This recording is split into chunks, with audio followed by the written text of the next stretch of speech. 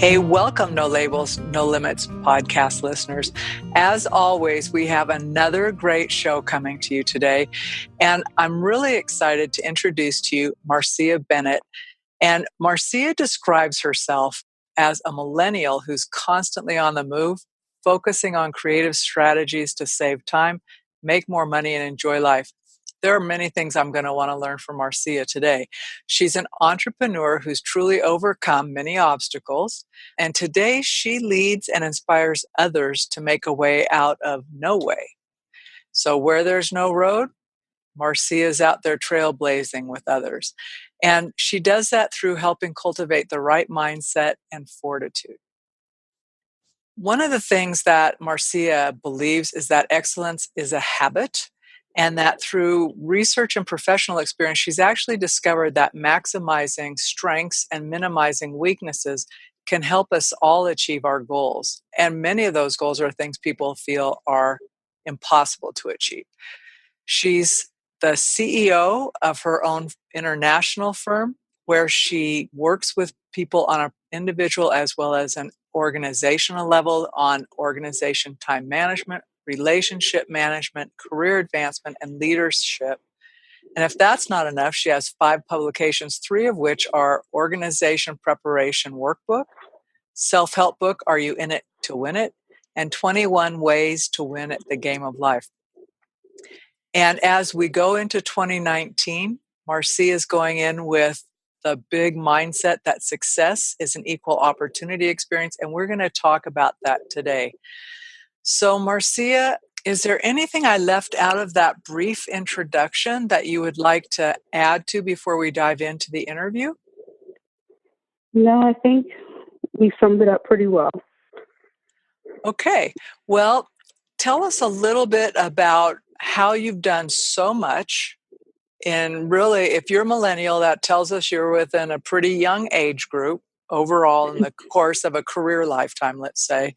But talk a little bit about what inspires you or your story that got you to this point that you're so engaged helping other people change their mindset. I always say that when things fall apart, it is up to you to put them back together. So all throughout my professional life and educational journey, every time I thought that I was there, something else happened to make me question, what do I do next? So I had a successful live event for my business. 3 weeks later, I lost my job. I lost my uncle. I lost my grandfather. And I was enrolled in my PhD program all at the same time. And I was 28 years old. So every day I had to wake up, right? And I had to make a choice. Do I sit here? Do I ask, why is this happening? Why have I worked so hard to get to this point? Or, do you push past the pain and step into your purpose? So that's what I've done every single day. Push past the pain, step into your purpose. Were you always able to do that even as a young girl growing up, or is that something you cultivated over time, that ability to move beyond the pain? Yes. As you grow up, sometimes you want to just sit in it and not have people feel sorry for you. And I realized as a teenager that probably was not going to work well for me to move past my peers, right, in terms of excelling. I had to figure out a different way. So I like to say I refined my ability to react to the things, we call challenges and obstacles in life. And how did you do that? Did you have mentors that helped you? I mean, share with me a little bit about that process for you, because it sounds like a very simple statement. I refine my ability to react, but that's a big achievement in behavior and mindset. Yes. So first, I love to read motivational books. Tony Robbins. Are you familiar with Tony Robbins? I'm very familiar with Tony Robbins. He saved my life once. And then Lisa Nichols. She saved my life twice. And the lovely Ayala Van Zant, who now has a TV show called Fix My Life, she saved my life the 3rd time. So I turned to them for the wisdom and information. And for example, they recommend journaling. So journaling was really important, writing down what you feel in that moment and not waiting. Reflection, kind of thinking back on that situation. So a lot of things I had to do alone, so to speak, in that quiet place when, everyone else is partying and having fun and, enjoying life.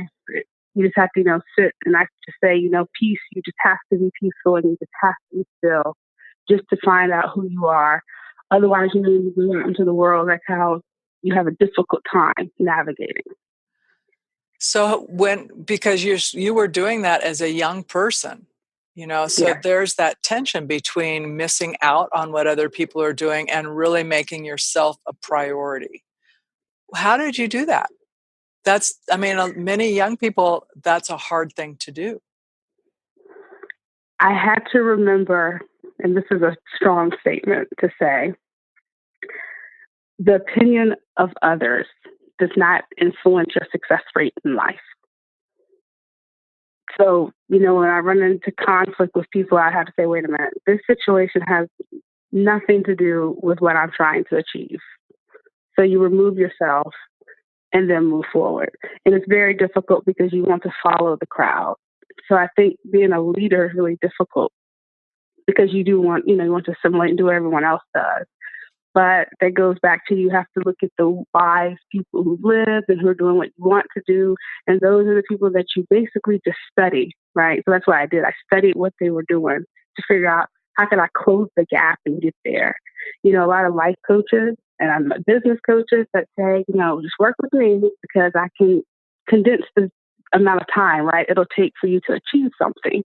And I listen to that because why would I want to waste more time, right, when I could save time in the process? Exactly. I always think of that I really want to learn from people who've already got the bumps and bruises because I'm going to get my own bumps and bruises. I just don't want to get the ones I could avoid by learning from someone Exactly. or taking, Success lessons. leaves clues. That's one. Success does leave clues. Yes. And so let me just back up a minute. What was your PhD you were going after in? It's in public policy and administration. Okay, so does that feel like it aligns with the work you do today, or has your journey kind of shifted how you apply that information? So the really interesting component of this is in 2009,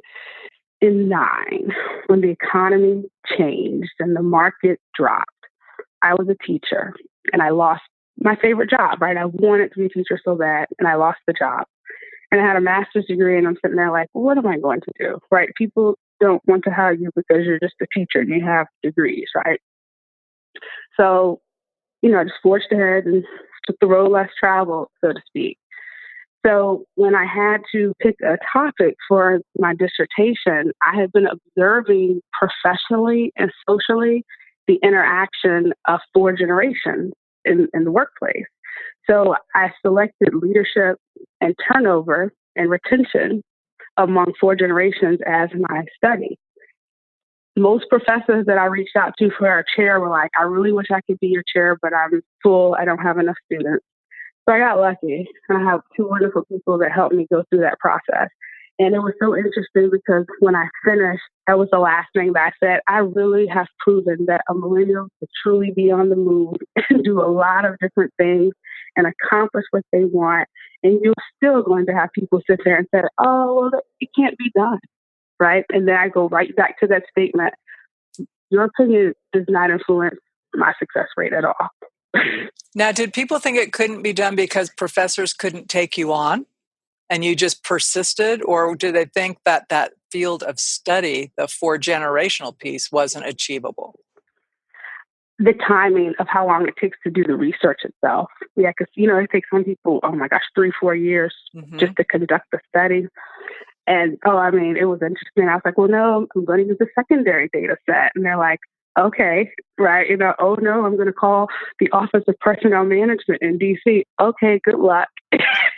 And it all came together, probably because I was extremely persistent.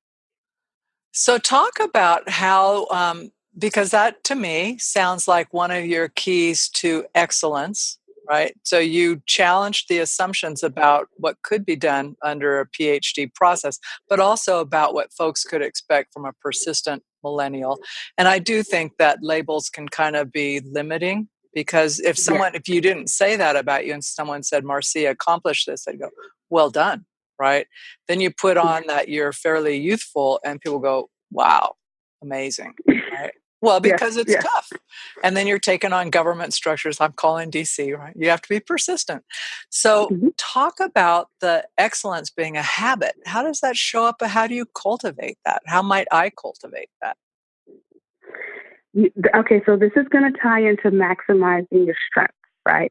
Okay. So, are you familiar with the Gallup poll, I the Strengths am. Finder? I Okay, am. yes. I have my own profile and everything.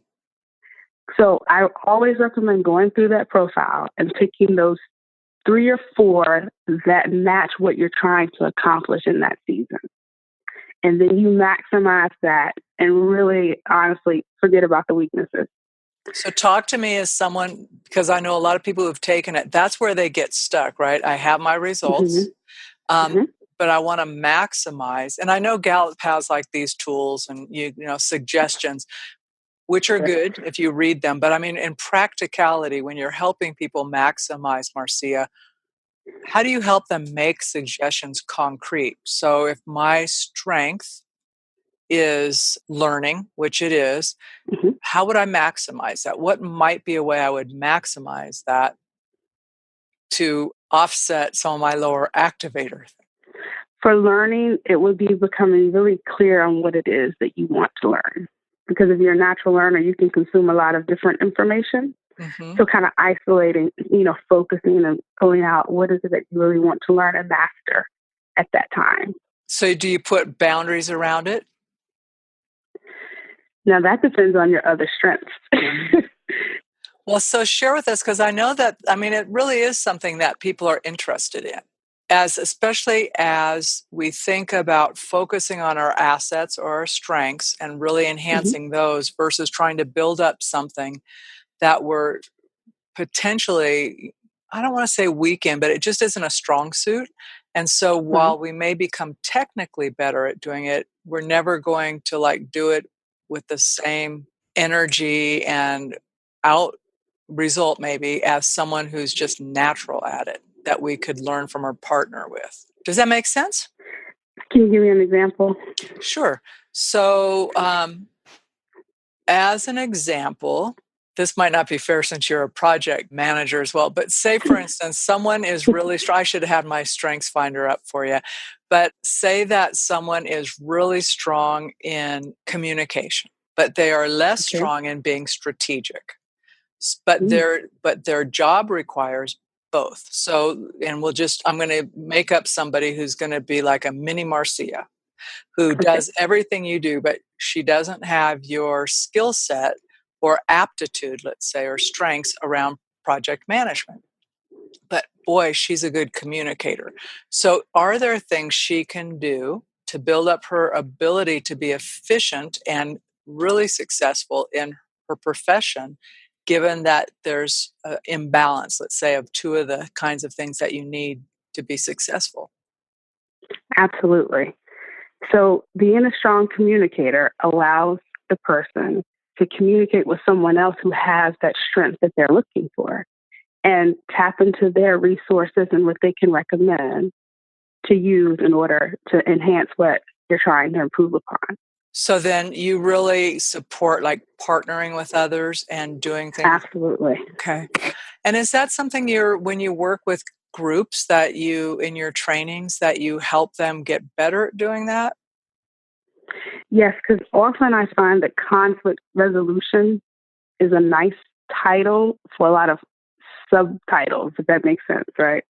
So it's conflict resolution, but it's really this is my strength, or this is a personality conflict, right? Or we just really do not see eye to eye. But why do you not see eye to eye? Oh, because you come from a different experience set. You come from a different environment, and just kind of working through all of that. And then it's that aha, like, yeah, that's exactly right.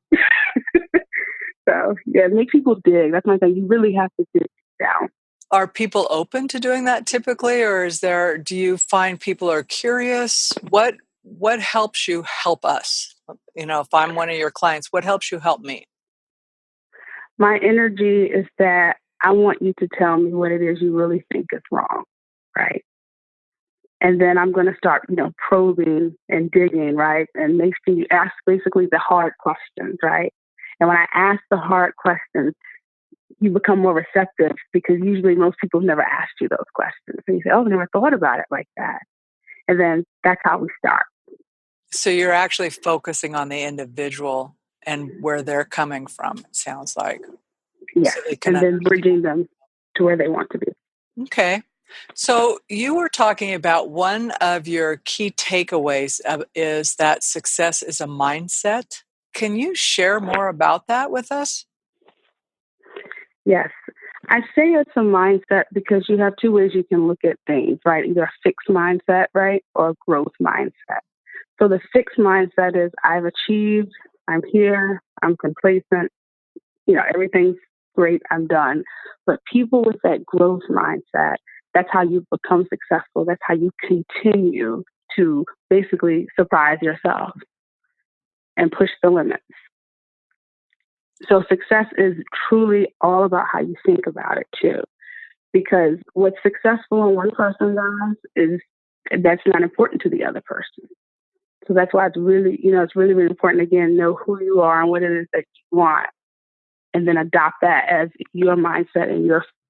So it sounds like you did that when you were young, right? When you said that you did a lot of self-reflection and really got clear about what mattered to you. Have you had to go back over the years and look at those beliefs or values or your goals, for instance, and say those no longer fit? This is a new Marcia. I'm in a new stage of my life. Or has your basic work kind of stayed pretty constant? I've actually had to go back. I call it, your core values, right? Mm-hmm. And I have this exercise. It's a pretty neat exercise, right? So it's like 27 core values, and you rank them in order of importance to you. And then go back and look at them, right? 6 months from now. Go back and look at them 2 years from now, and then re-rank them. Every time I've done that, they're always in a different order. It's kind of like shifting priorities because you have to reinvent yourself. You have to refocus the lens on what you're working on. And you'll notice, too, that some of them, tend to rank in the top 10, right? Like maybe integrity or something. But yes, I go back and I look. And I guess because I'm a historian, too, by nature, right?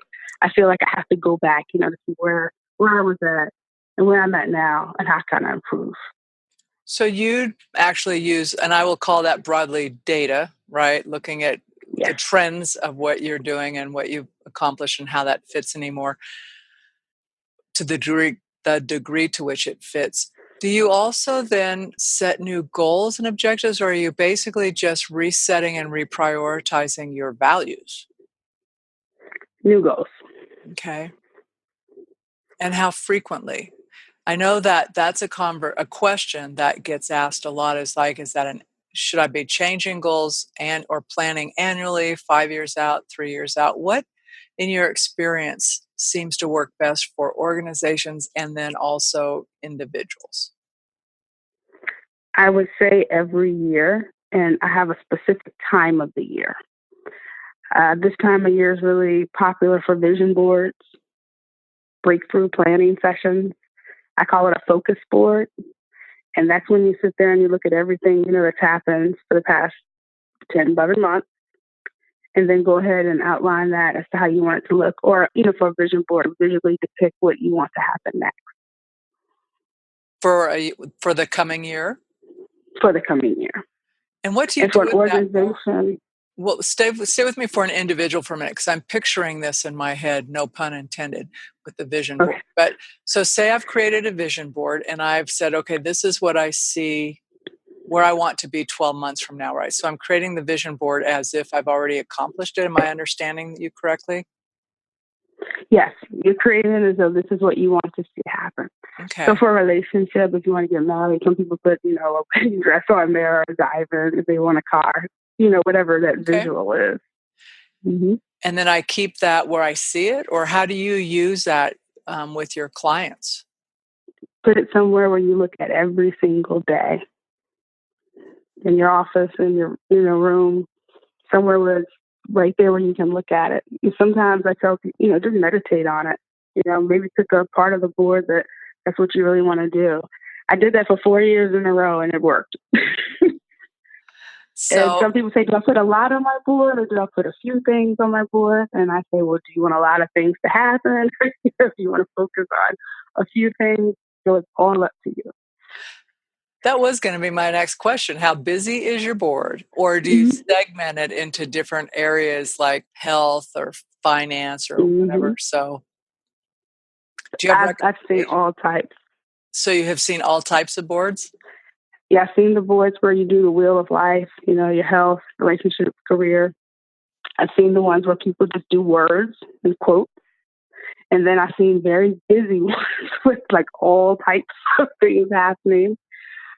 And I've seen them where, it's kind of linear, so to speak, like we're going to do this in January. And so everyone has a different way of doing it. And I just like that because, there's no right or wrong way to live your life. There's no right or wrong vision for yourself. So you started to talk about how you use the visioning and that kind of work with organizations as well. Is it different for an organization? And can you share with us how that is? Yes. So for an organization, I like to talk about the best practices, what worked well. Keep that in the forefront when you start planning, right, for that next year. Because if it's not broke, right, don't break it. Okay, just got keep working with it. And then shift the conversation to, well, what do you think you'd like to focus on? What maybe do you as a leader think your team could work on? But I always recommend doing best practices because it's almost like when you're talking to someone in a performance situation and you start off with negative and then they just, totally mess up the whole rest of the conversation. So same thing, right? Let's start off with the good stuff, what's working well, and then work backwards from there. And is there considering best practices when you're planning or doing work with organizations, do you recommend that they keep to a certain number of goals? Absolutely. And what is usually 3 to 5, depending on what type of work you all do. So and what some would people be I'm sorry, go ahead. Some people like to plan around themes. So communication goals, Okay. Leadership goals, change management, they plan around themes. And then others like to plan around really specific, situations that are going on. So I'm going to shift and talk about your books for a minute, but I want to come back to your quote. And actually, you've got a couple of quotes that I really, really like. But this, I do. I'm just going to tell you right now, I started laughing because when you said the quote about that you're a slow walker, but you never walk back, I often say I might be slow, but I'm not backing up. It's like, yeah, it might take me a while to get there, but I'm not going backwards.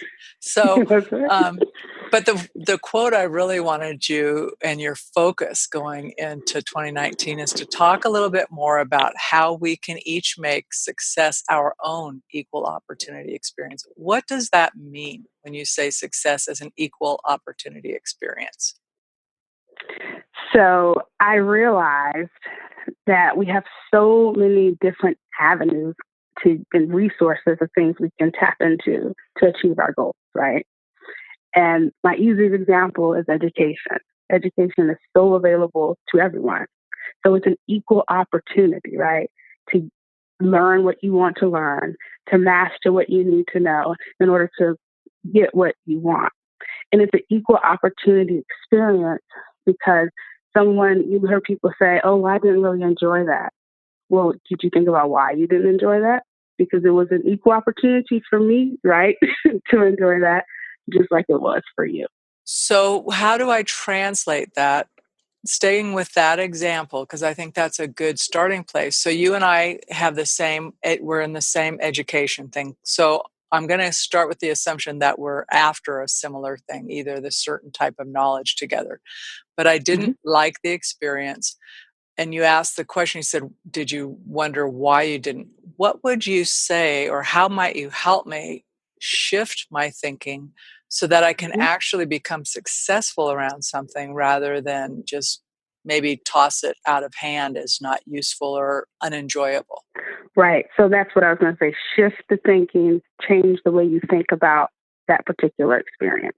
So give me some tips on how to do that. Because I know a lot of my listeners and myself sometimes as well, very concrete. Just give me a couple of examples of what would I do to shift my experience or how I think So about to shift let's talk about the mindset, how you shift, how you think about it, right? it. Okay. What you find enjoyable, because it has to be at least one thing, right, in one moment it set well with you, right? You found that enjoyable, and hold on to that, because the entire 3 months or 6 months was not spent where it's great, but you did experience one thing, or you could have met someone, right, that you really connected well with. So I heard people say, at least I gained good partnerships and friendships in this situation, right? I really like what I learned, but yeah, I met great people. That's important. People management, that's really important. So it's kind of like finding the good of what can help you when you didn't necessarily enjoy that experience. So it sounds like you're you talked about being a historian, but it sounds like you're also kind of a pretty good, I'm trying to, like finding the nuggets of things that are like the gold nuggets in what someone else might say is just a rock pile. You're going, yeah, but there's a nugget in here. There's something you liked or some part of it that was good. So is that correct, do you think? Yes. We like to resist things that we feel maybe we don't connect well with, right? Mm-hmm. But that resistance is why, you have to change the way you think, because that's how you just toss things out. How might I know? I'm really thinking about challenging myself to think about the things that I don't like. And sometimes it's so subtle, you just go, that Mm-hmm. was a good one time thing, right? But Mm-hmm. taking your lead and not wanting to throw something out just because either I didn't like it or it just didn't seem that powerful. Would there be a couple of questions I could ask myself that so I wouldn't run into that mental block like, no, there's nothing good, right? But there might be a couple levels of questions that I would be able to ask to say, come on, Sarah, what about this? What about that? Right. How can I use this to help me? How can I use this to help someone else? Okay. Because it doesn't always have to benefit you. That's the good thing about learning, and having those experiences. It may benefit someone else that or someone that you meet, right? They may be able to use it a lot more than you can. I met a lot of people like that when I did a lot of productivity training. They'll say, "Oh my gosh, I work with this person. I mean, she is so unorganized. Can I give her your information?" And, not in a mean spirited way, but like I think this person can really help you. So for them, they were someone who they already had a system, at home. They already had their way, their laundry systems, and then with the kids, the way they did their rooms set up. But it was just one of those moments where I was like, but I work with people and they do not have this down. So in that case, they have something to offer. Right. Okay. I really like how you take the focus off of just being about yourself and really looking to see how might whatever I've gone through or learned or experienced benefit someone else. Has that shown in your experience then when you talk about success being an equal opportunity experience, how has that kind of questioning and thinking kind of flipped so people are starting to experience more success in however they define that? Okay. I'm gonna walk through a really interesting scenario, but this is how we get there. Good. Usually, when you're trying to achieve something, you put a lot of pressure on yourself to do that. And you can question yourself and if you're going to be able to do it and become successful, right? So when you do that so many times, you realize the best way to take the pressure off of myself in this moment, right, is to give that back to someone else, and then they will look and say, "Oh my gosh, that was just amazing the way you did that," right? And it's like, yeah, now I don't feel so stressed out about it because it worked. So And we put a lot of pressure on ourselves. you give the task back or the worry? What do you give back to somebody? I give back the experience that I had, right? That may not have been so great. Okay. Mm-hmm. So you just don't keep it inside of yourself then. Yeah. And that's hard to do. I had to work on that, because everything had to be so perfect. A lot of us are recovering perfectionists. I know. So Hello. that's something that you always have to work on. That's a tough one. So okay, this is the best sentence that I can write today. So I'm done with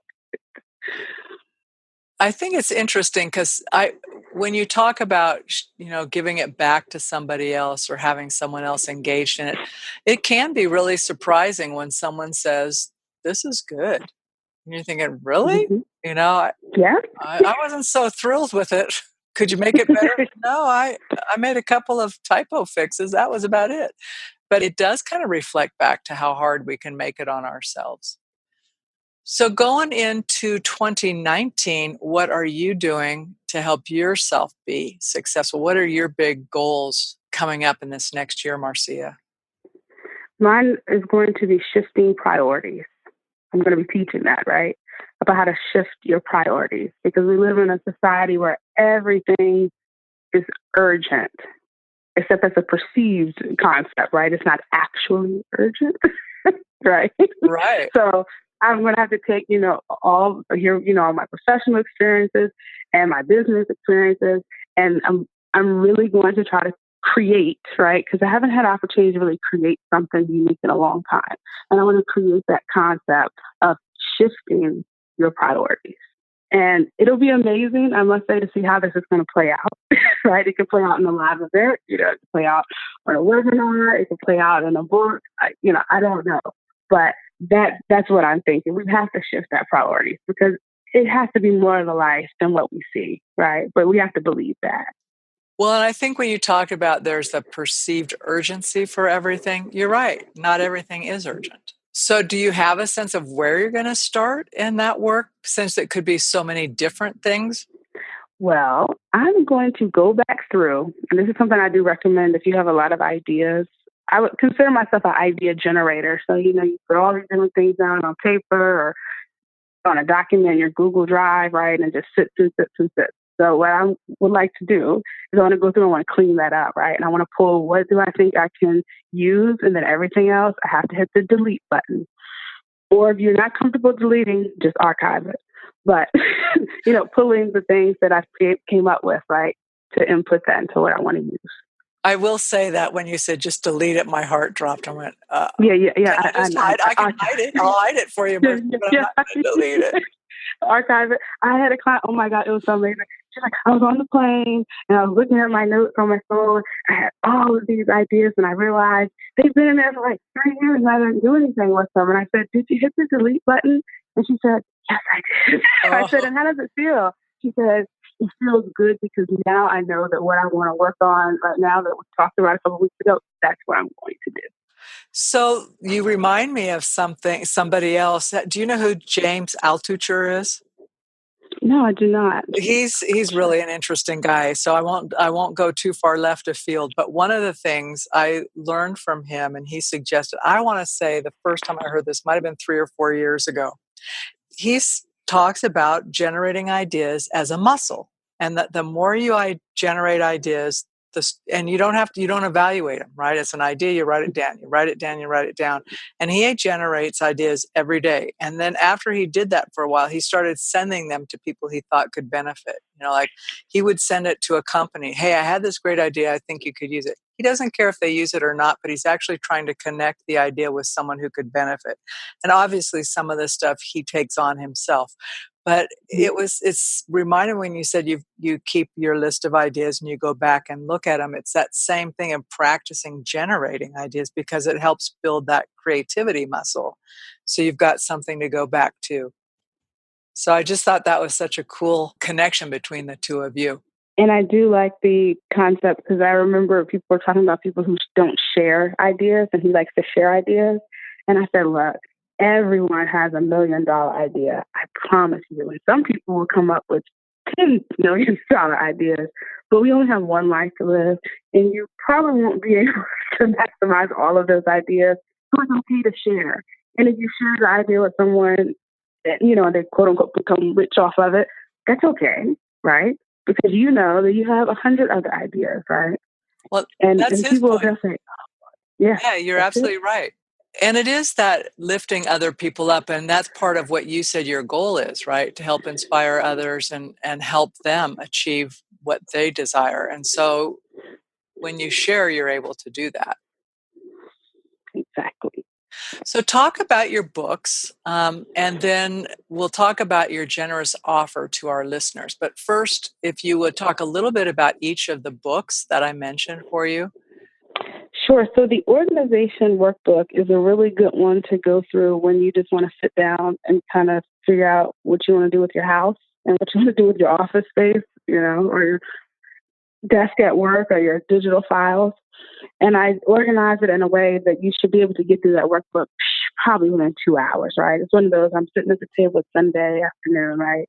And I want to go through and kind of get everything together for the new year, for example. So I created that, and that's on Amazon. The Are You In It to Win It? 21 Ways to Win as a Game of Life. There are 21 success principles that all I have to say is if you just use 2, you will make a lot of progress. Any I came up with special 2 or just any 2 together? any 2. So I had people, when people read, your book, you ask them for feedback, right? Mm-hmm. And people always give me different ones. Just depends on where they're at in life or where they want to be. And they all say, well, how did you come up with 21? And that goes back to the 27 core values, remember, that I was telling you about? Yep. Mm-hmm. Pulling it from that. And, over there, I could just try like all, 10, but I'm just going to work on one because I know myself. And then at the end of the book, I do provide journaling and reflective questions as well. So that seems very doable, 2 out of 21, especially when you promise that people will be able to see success. And that, listeners, is the book that Marcia has offered to our listeners. And we're going to have a link down below that you can hop on over to a opt-in page, and we'll send you right over so you can get the ebook from Marcia, because that is a great way to go into 2019. I'm particularly interested in the organization workbook as I'm looking at my desk. I'm thinking, I could use a little help here, Marcia. So absolutely, I think that may suit me pretty well. I'm tidy, but I've been slipping. So let me ask you, given all the changes, and I don't want to underplay or downplay I don't want to minimize how impactful it was for that you had all of those losses at the time that you were also going through your PhD as a young woman. And I'm wondering if you were to reflect back to the Marcia when you were 10 years old, knowing what lays ahead of you, are there 1 or 2 pieces of advice you would give yourself? Absolutely. Stay close and true to what means the most to you. I didn't mean for that to rhyme, but that's just how it came across, right? Yeah. So what means the most to you, right? Stay close to that and just pursue what you're passionate about. It's such a hard thing for me to say, right? Especially as a millennial, I just have to be honest, right? It's hard to say, just do what you're passionate about, right? Because life has so many of us, there are a lot of things that we did not expect, right? But the fact that some of us have bounced back, right? Some of us are trying to bounce back. This is why you never should have lost what you were passionate about to begin with. This is why it was important just to stay close to what meant the most to you, because it's all a circle of life. So staying close to what you're passionate about has also helped you have what I would call a good bounce back factor, it sounds like. Yes. I think that's good advice for all of us. So as we're wrapping the podcast today, I want to offer you a chance to share any last parting words of wisdom or things you think we should know. And while you're thinking about that, I'm going to share 1 more of your quotes with our audience who I think is a really great quote of yours. And that's, don't worry when you're not recognized, but strive to be worthy of recognition. Absolutely. So clearly I speak in quotes, I believe. This is my new life. I'm thinking. I created a book called Make It Happen. And what I realized is it was like a conglomeration of like 300 quotes. So I was like, okay, well, that's how you make it happen. I would say, and I have to end with a quote. This is my all-time favorite inspirational, motivational quote. There is more to life than you can see if you just believe. Beautiful. And you have to close your eyes, you know what I mean? You have to just sit in that, type it out, print it out, write it out, whatever you have to do, because there are going to be days when you just can't see, There's going to be moments when you just, I can't believe that it's happening, right? Or I wish this would happen.